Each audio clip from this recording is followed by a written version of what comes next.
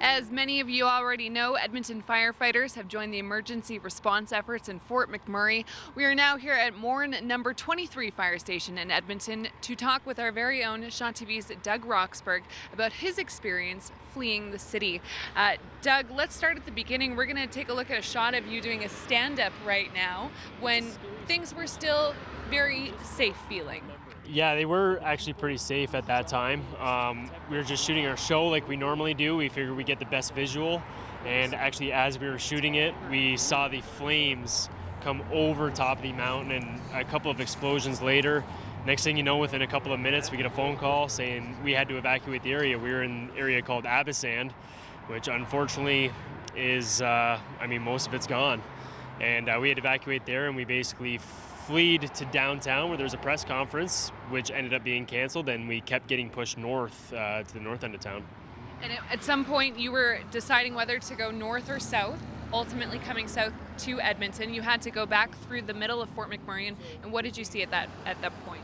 Yeah, at about 6:30 we got the call where we had to evacuate the entire city because the flames were just pretty much everywhere. So they opened up the south lanes to go through the city, and honestly, Dana, I've never seen anything like it. It was so quiet, like not a sound except for the crackling of flames and flames on both sides of the highway. You said driving was difficult because the smoke was so thick.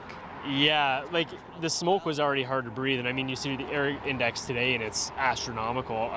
Smoke was everywhere, you could barely see. A couple of houses were burning on one side, the mountain burning on the other side. You know, the worst part is, I just keep thinking of the people that lost everything. I just can't believe that there's no harm, no casualties. But, just my friends, it's unreal. The people that you did see and that you did speak to, what was the energy like? What were the emotions like? Everyone, honestly, it was orderly. It was very calm for the most part. Obviously, you're an odd person, but for the most part, everyone was just trying to help each other. Cars were on the side of the road just kind of waiting and finding out, people on their phones just trying to get information and see what they could do. But it was just get out while you can because things were turning quickly. We've been seeing a lot of photos and videos on social media of just how incredibly thick the smoke and the fires were. When you're watching this live in the moment and you're taking videos of it, what's going through your head? Honestly, it was bad, and you're just feeling for everybody that's there, and you're just trying to show what's happening. It was, I don't know if people outside of Fort McMurray or even outside of Alberta can fathom how scary it was. It was honestly the scariest environment imaginable. It was bad, and it was turning quick because of the winds and how they just picked up the flames, and it just got out of control so fast. And Doug, final thoughts on what it was like to get from there to Edmonton, driving through the night. What was that part like? It was long. It took us about 9.5 hours. Cars on the side of the road out of gas. We're at Wandering River. Lineups as far as the eye could see for people just trying to fill up and keep going. It's just seeing all these people that need help and are waiting for help, and they're still waiting for help, and everyone's just trying to get to a safe place. Thank you for speaking with us. Now for some important information on emergency response efforts.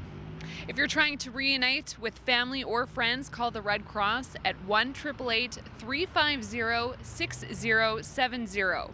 Another way to keep track of loved ones is to use Facebook's Safety Check-In, which allows you to quickly find and connect with friends in the area and mark people safe if you know they're okay.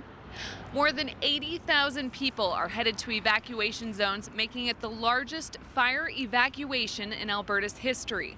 Evacuees are being housed in northern work camps, and those headed south are being accommodated at the Bolt Centre in Lac La Biche.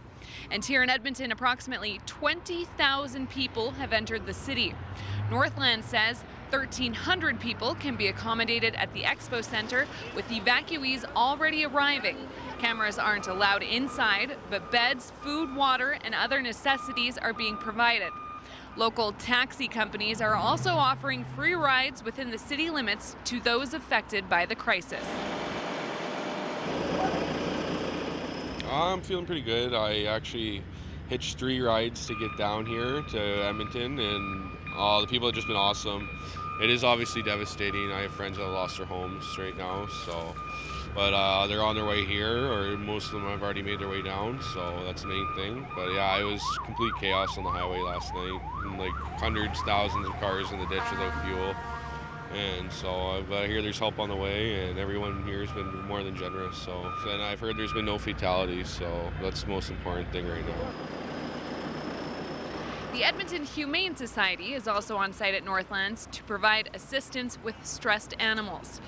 People can donate by texting Red Cross to 30333 or go to the Red Cross website at redcross.ca.